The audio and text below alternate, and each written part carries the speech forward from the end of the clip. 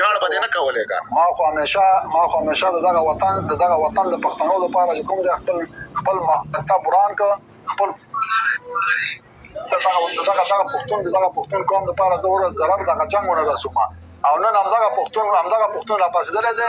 هغه خلک چې د دې وطن دپاره ځان قربان کړل بچي یتیمان کړل خویندې جاوید اعظمي زما د بېعزتۍ باندې راپاڅېد کېږي جوماتونو کې تابع نه کوي دا خو ته زموږ مشرانو مخکې چغې والې چې دا وطن مه پرېږدئ شرمنده خپل وطن ته مه پرېږدئ خبرو کې مه راځئ ټولو مشرانو بیانونه واورئ د ټولو مشرانو بیانونه واورئ تاسو د خدای مسلمانانو تاسو چا په زور نه یاستئ راوستي تاسو په تېښته کې بریالي شوي یاستئ په زور یې راوستي دي په زور نه یاستئ راوستي زموږ مشرانو ورته ویلي چې مه راځئ مسعود او رباني په زور یې راوستي دا زمانه په خیر رالې ستړی مه شي کېدای شي زمان په خبره پوهېږي ګورئ اول خو ټولو تاسو جوړ وئ زه جامع په تان وي او تل ته په ګلانه کوئ عمرونه د ګلانه ماشه ټول ستړي مه شئ بخیر مننه بخیر ګورئ زه یوه خبره درته وکړم یو شاعر وایي په زړه مو څه کیسې دي درته ویږم که نه څه خوږې څه ترخې دي درته ویږم که نه ګورئ یو خان باچا خان بابا و یو ولی خان بابا و دا د موږ مشران دي دې په غوږونو به دومره اوښتان ولاړ وو په هغې کې پښتو وه په هغې کې غیرت و همدغه پښتانه په سر باندې د جلونه تیر کړو دغه دنیا نه لاړ شو نن چې کوم د دی موږ تر ما په شمول موږ لماسي کړو وسیو چې کوم کردار دی ادا کړی و هغه کردار په موږ کې نشته هغه غیرت په موږ کې نشته دا میډیا کې چې څوک غږېږي چې یا ولی خان بابا یادوي یا خان بچه خان بابا دا د موږ لپاره شرم پکار دی په هغه لاره خو موږ روان نه یو که چېرته د پښتو غیرت په موږ کې وای نن چې کومه لوبه په دغه مجرې باندې وشوه په همدې پښتونخوا کې په پنجاب کې هم پرېږده کوم پښتون راجګ شو چې لار بر یو افغان د دې دفاع یې وکړه نن دوکانونه جوړ کېږي وړه وړه بچیان یې په جنونو کې ناست دي کوم هغه پښتون راجګ شو چې د دې مخه یې ونه وه چې په کوم دلیل باندې ته دا جرونو ته بیایې ویې باسه صحیح ده خو په انسانیت یې وباسه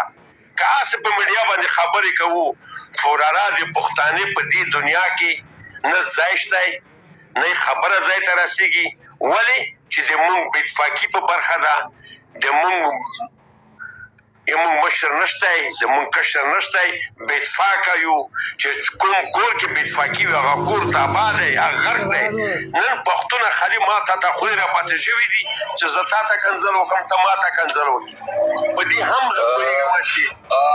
ورور مې الله دې قدر وکړه او مشر سړی لکه په پښتنو کې الحمدلله ښه مشران دي پښتنو نه ښه مشران نشته خو مونږ کشرانو کې فرق ته مونږ هغوی منونه او مونږ د هغوی مخالف خبرې کوو خلاف خبرې کوو نن هم د افغاني نورونو په اوتو باندې او سرپزیتي باندې همدغه مشران لګې دي خبرې یې بیم کړي دي او احتجاجونه یې بیم کړي دي او نن زه هم لګی یم زه یې کوم د هغوی او دا پښتانه زموږ د افغانستان چې کوم دي دارونه دي خو داسې ده چې د قانون خلاف ورزي کوم ځای کېږي قتل کېږي نو که هغه افغانۍ ده که هغه د افغان پښتون ده او که د پښتونخوا پښتون ده او که پنجابی ده نو هغه سره به قانوني کاروایي کېږي نه نو دا قانوني کاروایي ده چې ستا په کور کې باندې مهاجر دی چېرته بیایي بچیان یې جرونو ته بیایي کارونه یې چېر کېږي آیا دغه قانون دی نه بلکل نه کله ما څه ټیم درکو که حکومت یو منټ مشر صاحب په ټل کې جوماتونو کې باقي مانده دغه پښتون پاڅېدل اعلانونه یې کړي دي زمان صاحب دغه یې کړي پوه شولې ولګوه دلته کې که نه هماغه صحیح خبره ده په ټول کې راجګ شو چې دې ته ما کورونه ورکوئ ما سامانونه اخلم چې زه تا ته وفادار نه یم ته ما ته وفادار نه یې نو څنګه به ما ته یو